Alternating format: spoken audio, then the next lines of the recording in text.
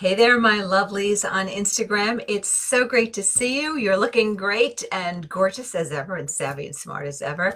And hello there to you, my gorgeous, savvy design lovers and professional designers on Facebook. It's so good to be here with you. You guys are looking great also.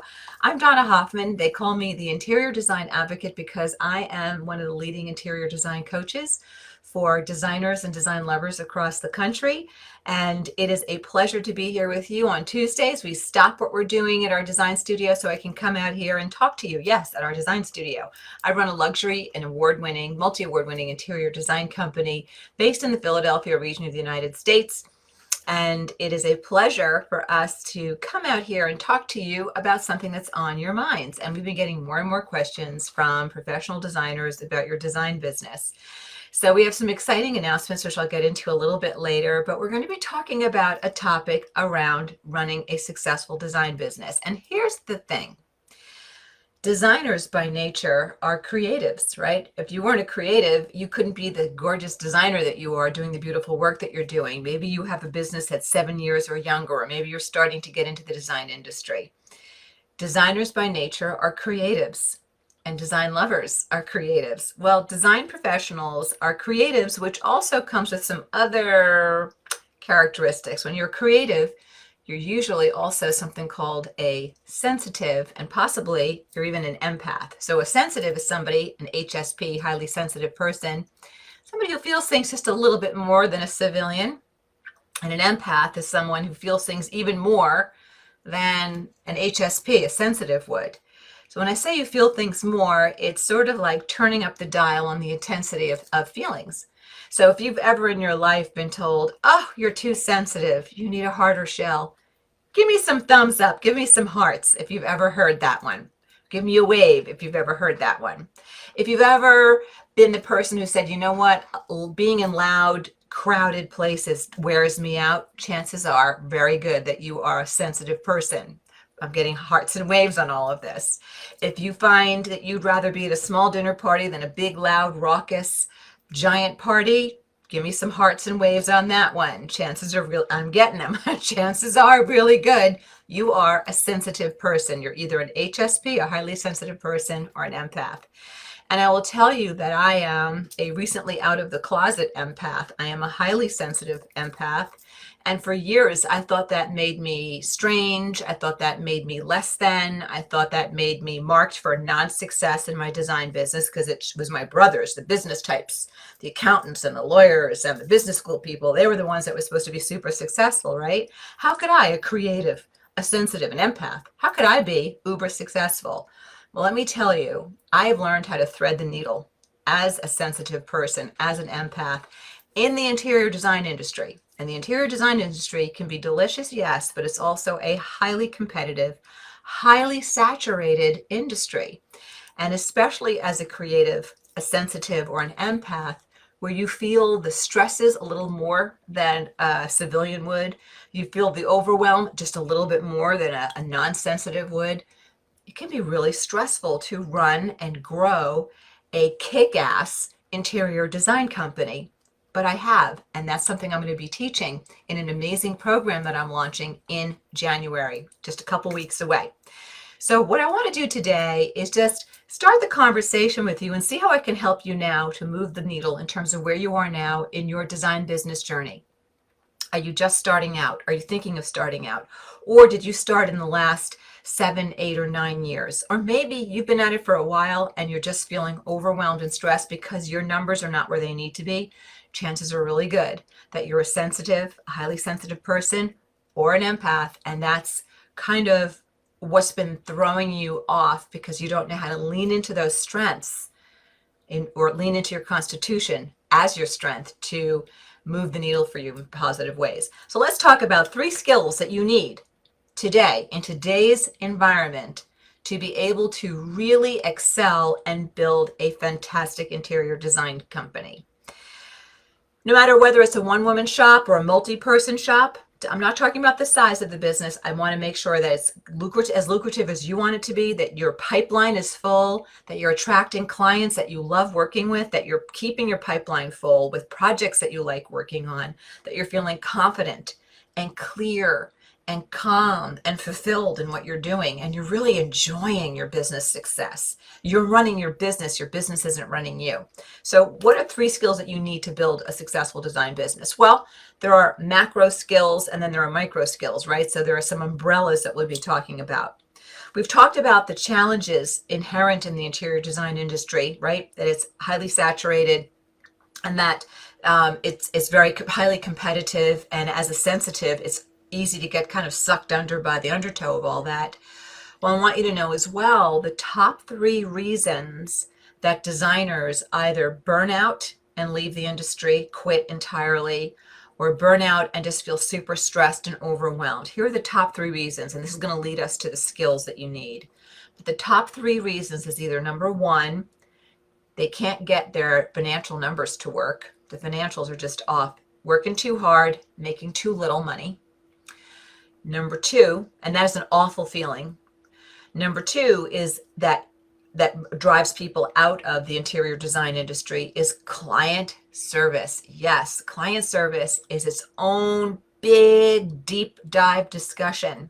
If you're a sensitive, an empath, a creative, it could be very, very stressful for you to manage clients when you don't know how to use your sensitivity to actually build yourself in some really significant and creative and extraordinary ways.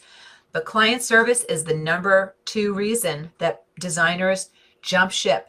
It can be very stressful to sign those clients, and once you have them, to manage those clients if you don't have your center and all of your ducks in a row. And the number 3 reason that designers get overwhelmed, jump ship, close down their businesses, leave the industry entirely, or just live in a state of unhappiness and overwhelm and stress, working too hard and billing too little, earning too little as well. That number 3 reason is difficulties and frustrations within the interior design industry / home furnishings industry. So let's talk about the skills that you need to straighten these things out. Well, to combat the financial difficulty that a lot of designers have to wrestle with, you need really excellent sales and marketing skill. You do. Now, what if you're a sensitive, a creative, right? An HSP, an empath? Very often a shyness goes along with that. Give me some hearts and waves if you have ever felt a little bit nervous putting yourself out there. If you think of yourself as a shyer person, once people know you, you can talk to them, no problem. But, networking and dealing with people that you don't know can be a little bit nerve-wracking for a lot of sensitives. Well, if you want to succeed in the interior design industry, you need to learn the workarounds, and there are some amazing workarounds on that as well. So one of the skills that you need to be successful is sales and marketing skill, and that requires confidence. It requires working through some of those stressful feelings. It means weeding out the unnecessary activity and blocking out the negative talk, self-talk, as well as what you hear in the world, the compare and despair, comparing yourself to other people on Instagram. No, no, no, no. That is a no-no for creatives and sensitives and empaths, without a doubt.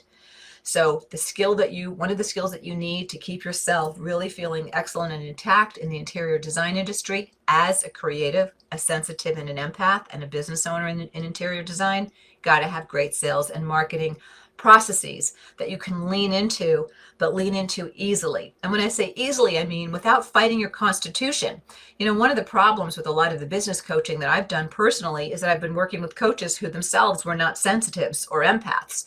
So they're giving me business advice that would work for the accountant or the doctor or the lawyer or the candlestick maker, the butcher, the baker, but not a sensitive or an empath. So I always would reach a point in coaching with them where I felt like I was just trying to keep the steering wheel from, turning in a different direction because it wasn't natural to my constitution.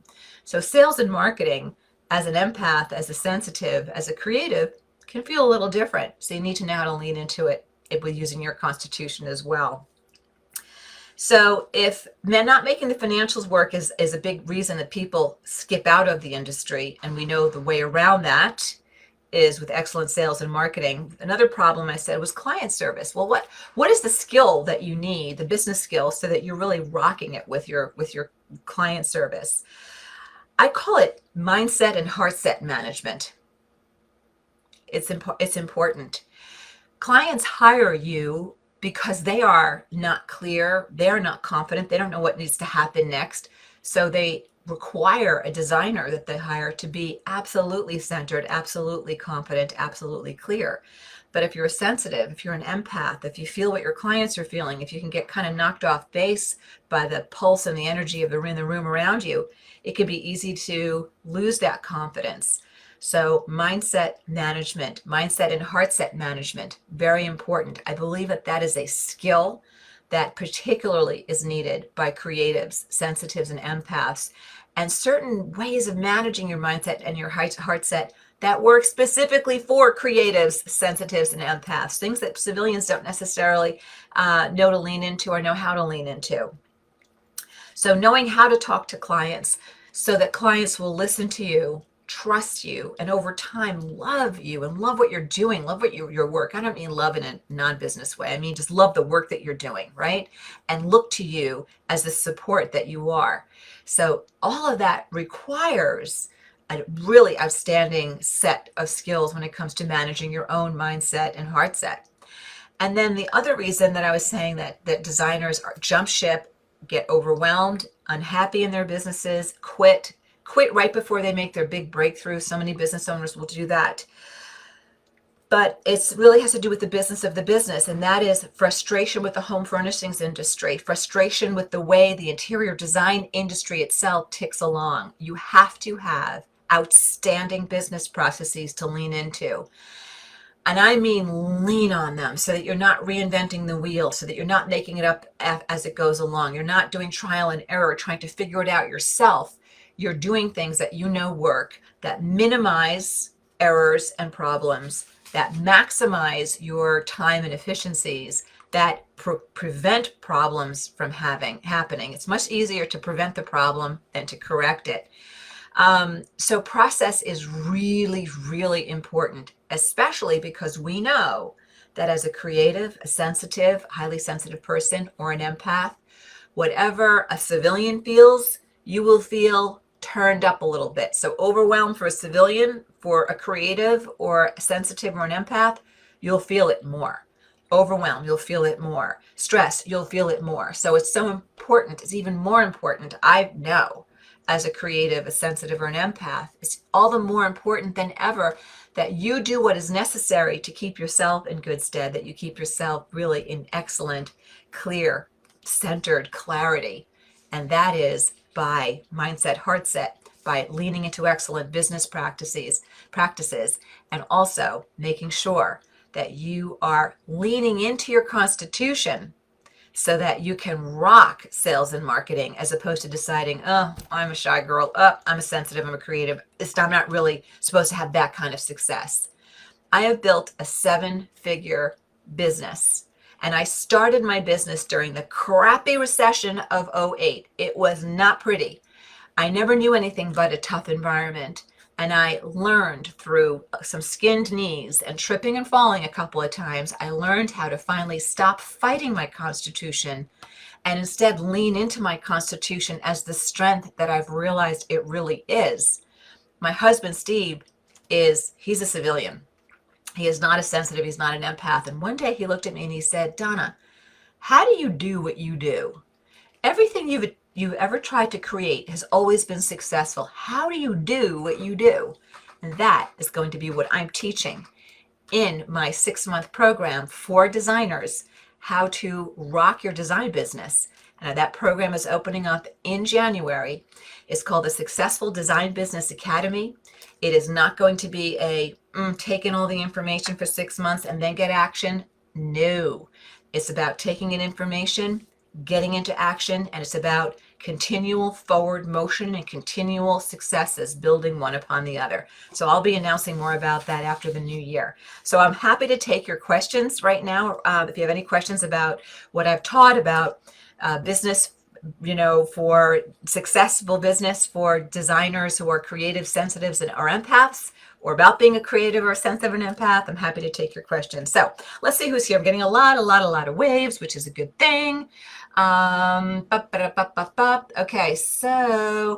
I'm getting hellos from people. Joanne is saying, can you give an example of how you planned ahead and the processes you place in it that you have in place to avoid a problem? Sure, yeah.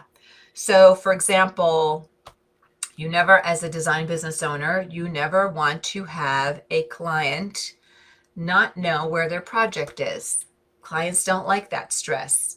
So you want to have an excellent reporting system or process so that clients always know where their project is. Always make it easy for them to know where they are in their project so they feel in control, they're happy, and they're not coming to you with concern or questions like, where's this, where's that, how has this been done? They know exactly where they are in their project, where you are in their project.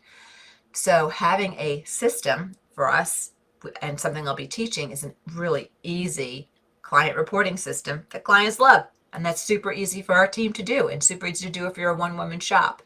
So that's one example of outrunning a problem, preventing a problem, by having excellent business practices or systems, or making sure that you never ever forget to pick out a grout color when you're doing a kitchen, because you create a sheet for yourself to bring to your kitchen specification meetings, and it has on it every single thing that you need to pick out for that kitchen.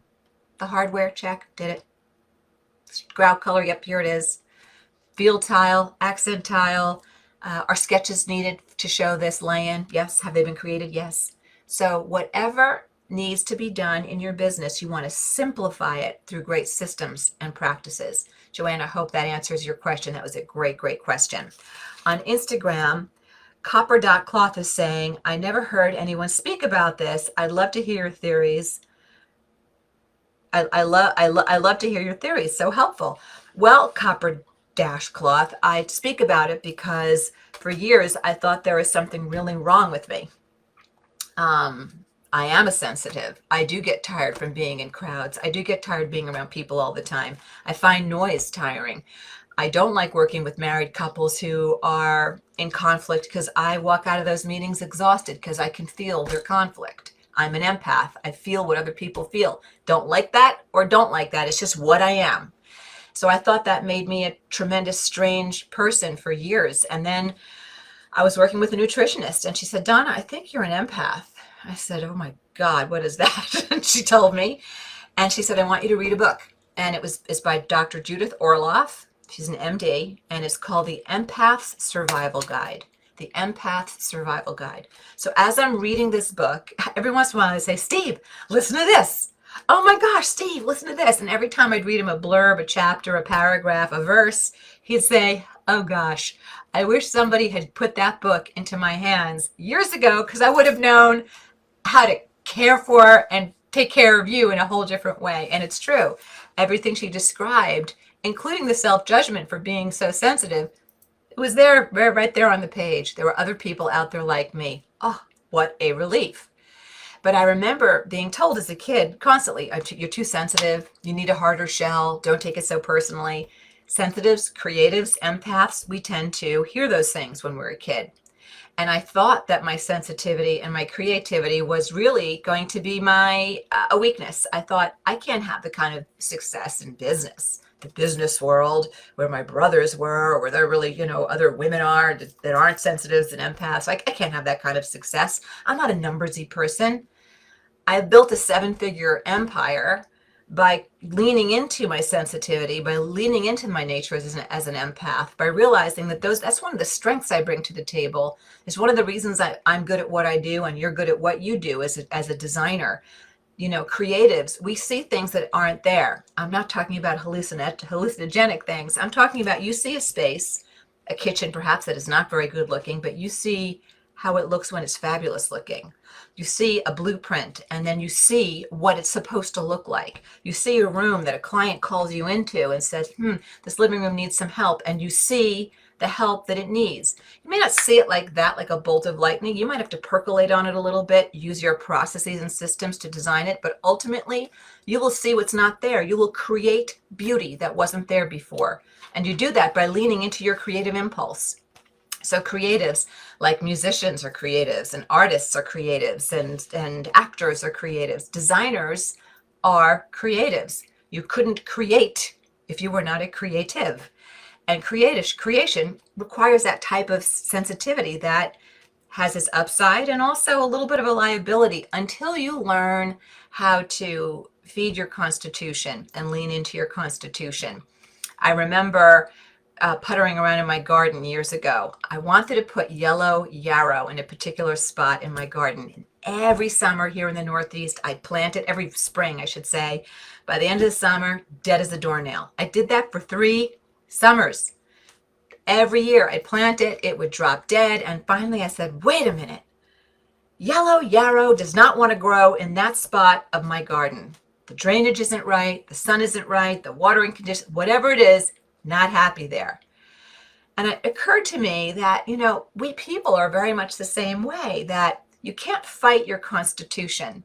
There comes a point in your life when you have to acknowledge what your constitution is, honor it, and lean into it, and feed it, and nurture it, and that's when you bloom. So I gave up on the yellow yarrow there, but let me tell you something. Coneflower loved being in that part of my garden. Its constitution was perfect for those growing conditions. So I think that as interior design business owners, it's so important for us to know I'm getting hearts on that one. I think it's so important for us to know our constitution, know how we fit in, where we fit in, and how to absolutely lean into our sensitivities to create the wind beneath our sails, not to deflate us, but to say, oh my gosh, if I think of it this way, or if I do this practice versus that practice, wow, I really start to create momentum. I start to create confidence.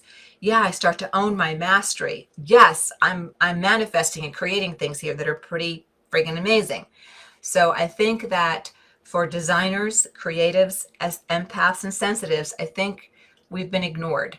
And I think the business community, it means well, the business coaching community, but I think it misses the boat. And that's why I wanted to put something together specifically for interior designers who by nature are creatives, sensitives, and empaths. So there it is.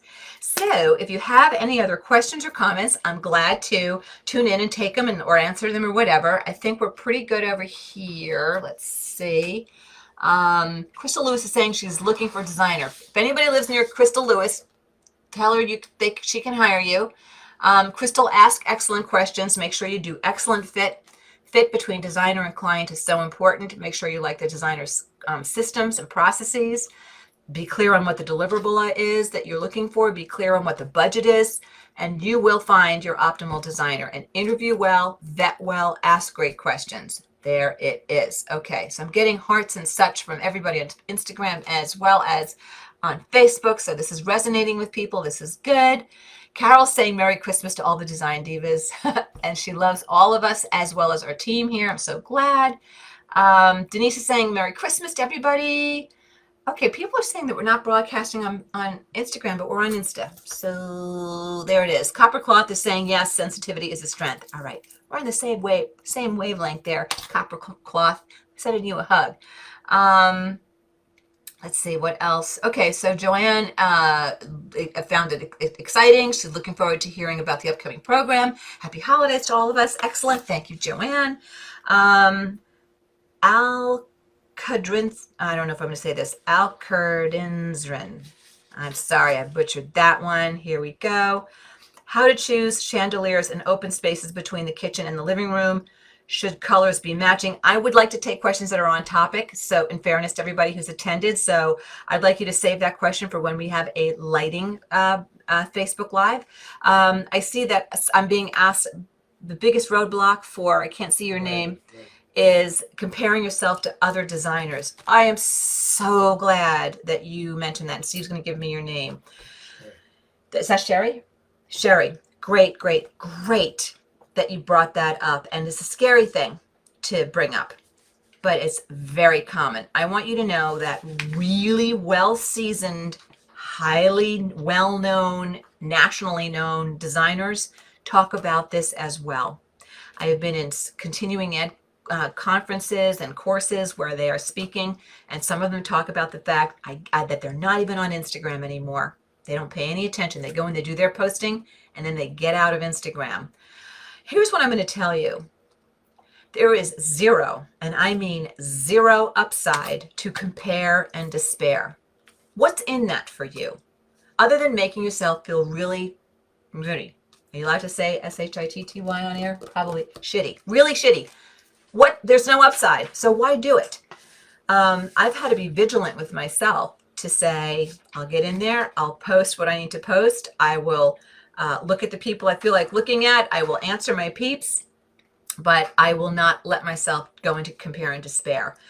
I'm going to say this to you, Sherry. The mind is like a muscle. You know, when you go to the gym, you can force yourself to the gym, or if you're doing it in your own home, you know, when you are doing curls, you are directing a muscle to do something, right? You're directing it. Your arm doesn't naturally want to do this and pump an iron, right? But you're telling it, pump those irons, right? Lift those weights. The mind is a muscle. You need to be vigilant with yourself and say, you know, there are certain things, if I let myself think about that, I'm going to feel terrible. So why go there? If I want to let myself think about, you know, how much longer is Steve going to be alive? How much longer am I going to be alive? Which one of us is going to die first? I feel pretty terrible. So I don't let myself go there. So compare and despair for yourself, physically, your body, your face, your business, your design. There is no upside. Do not let yourself go there. In point of fact, I am not the interior designer for every design client out there. Number one, I couldn't handle every design client out there. Neither could you. You are not the designer for every design client out there. You are the ideal designer for your clients, for the people who need you, the people who need your particular flavor, for the families that you are here to serve, the individuals, the couples that you're here to be of service to. That's who you are here for. So there's no need for you to compare yourself to other people. In design, I mastermind with some amazing designers across the country, and I so admire their work. I love their work. I mean, I'm inspired by it, but I know that their flavor of their work and the flavor of the way they work would not fly for my clients, just as the way I do what I do probably wouldn't fly for their clients. So you have to have a little more faith in yourself, Sherry, that what you have to offer is needed and is your particular, is for your flock, is for your peeps. I hope that helps you. And I'm sending you a hug too. Alrighty. So, the Copper Cloth is saying, how can we sign up for your class? So it's not a class, it's a program. It's a 6-month program. I'm going to be kicking it off in January. I'll be kicking it off with some free workshops because I always like to give back. And I'll also be able to give you a little taste of my teaching and also be able to tell you a little bit about the program, Successful Design Business Academy. We'll be doing the workshops in the middle of January. We're going to offer 3 sessions of the free workshop. And from there, you'll be able to sign up for the program. And the program starts at the very beginning of February. So it'll be a 6-month program. I'll release to you every month more teaching. There'll be a small group, or I should say live private group get-togethers with me, one on Zoom once a month, as well as one in a private Facebook group for a private Facebook Live about the Successful Design Business Academy and whatever we've done that month and whatever your challenges might be or successes are or questions are in your particular business, whether you have already launched or whether you're thinking of launching. And it's a 6-month program, and it's about building forward and creating success as you go along. So I'll be sending, if you're on my mailing list, if you already get either my newsletter or any email from me, you're on my mailing list, you will get an invitation when it's time for the workshops. Next month when we're back out after the Christmas and New Year's holiday, I'll be announcing when we're having signups for the free workshop section. So that's how you learn about it. Alrighty, so there it is. Okay, so thank you, Copper Cloth. Okie dokie, that was a chandelier question. Okay, that was that. There, got that, bip, bip, bip, yada, yada, yada. Okay, so then there is Crystal to Diamond. Oh, what a great name. When you book your first appointment with a client, what are the correct questions you should be asking the client? Oh, this is so good, Crystal Diamond. Alrighty, so Crystal, here's the story. Before you even book that first meeting, I want you to create a sheet of questions that you want to ask this person on the phone. But wait a minute, Donna, they emailed me. I know, but you're going to say, listen, before we have our first meeting, I want to grab some time on the phone with you. I want to make sure that this is going to be that I can give you what you're looking for. So I'd like to learn more about you, your hopes, your dreams, your timelines for your project, your dreams about your project, not your dreams in life, your timelines, your budgets, as well as I'm sure you have questions for me about my processes and my fees. So I want to have a quick conversation with you, or a conversation with you. And you're going to ask them questions that you need to know about their project to make sure you can give them what they need. For example, if they come to you and say, I want to redo my whole kitchen, fabulous, I can help you with that. But then when you say, what's your budget? And they say, my budget is $6,000, you're probably going to say, you can't I don't know how I could redo your kitchen for $6,000. So I don't think I'm the designer that can help you. You want to have a kind of a screening phone call initially. It's good for the client because you don't want to show up at their home and then only to find out, oh, their project cannot be completed because the budget that they have set aside, it's not your business how they set their budget, but it is your business to serve their budget. Well, if somebody wants to redo their dining room and they have a $200 budget, you're going to say, you can't get new chairs and table for that. So you want to make sure that you can fulfill for them. I always ask myself before I have a first phone call or a first live meeting with a client, in my head, I ask myself, how can I best serve this individual? And if my best service to that individual is to say, listen, I think your project sounds wonderful. I think I can help you. Let's book a meeting. Great. But if I think I need to say to them, I think you need to rethink your project. Maybe you want to break it into phases or stages. Or I don't think I'm the right designer for you. You might want a design consultant. I'm a full service designer. So I don't want you to be afraid, Crystal, to self-select, to help people on a phone call before you even set foot in their home. Help them decide with you if you should proceed to a first meeting. All righty. And then as far as what you're going to talk to them about in a first meeting, you should know that. You want to know. You want to control the conversation so you're using the time well. It's to your client's benefit and advantage for you to use their time well. You want to know what you're there to accomplish. You want to know how you're going to start that session, what the working session is, what the wrap-up of the session is, what is your process. So these are things I actually get into in much finer detail inside my business program for designers, the Successful Design Business Academy. I'm not trying to dodge the question, but it's a gorgeous question, but it's a big question and a lot to unpack. So Crystal, let me know if what I've shared with you, just a little itch there. See you itch on the truth. Let me know if what I've shared with you is helpful. And if you have a follow-up, pop that in there. Okay, Carol Eversole is saying, is this workshop good for personal use if we don't want to start a business? I'm going to say no. It's probably not. It's really for the business community, for sure. It's for the interior design business community. I've done a lot for all of my delicious design divas who are working on your own home, and I wanted to do something for my design professionals. They've been asking for it, and I really feel that it's something that I feel very compelled to offer a service to my designers out there. It's a tough industry to succeed in, and I think so many of you could be doing so much more, experiencing more success, more fulfillment, more enjoyment, more peace, and more success again. And so that's why I started the program. So, but yeah, so I'm going to say the workshop is not for you if you're not a professional interior designer. All righty. So there it is. That was a great question for you. All right. So if there are any other questions, I'm happy to take them. If there are not, I will wrap it here. I want to let you know we're going to have a couple of weeks off. Yes. The coach needs a rest. So we won't be back out here with you for any lives until January something. January 11th. Yes, it's a Tuesday. January 11th is, I think, when we'll be back out with you guys. So there it is. And in terms of what we're going to be talking about, no. So Steve, this is wrong. We're not live on January 4th, so we have to change that. What we're going to be talking about is, I don't know what we're going to be talking about. We'll tell you because my schedule is wrong. So there it is. There we go. So somebody else is saying, thank you for this. Something about my confidence, and I need to get over the overwhelming thoughts. You do need to get over the overwhelming thoughts if you are running an interior design company. You are your business.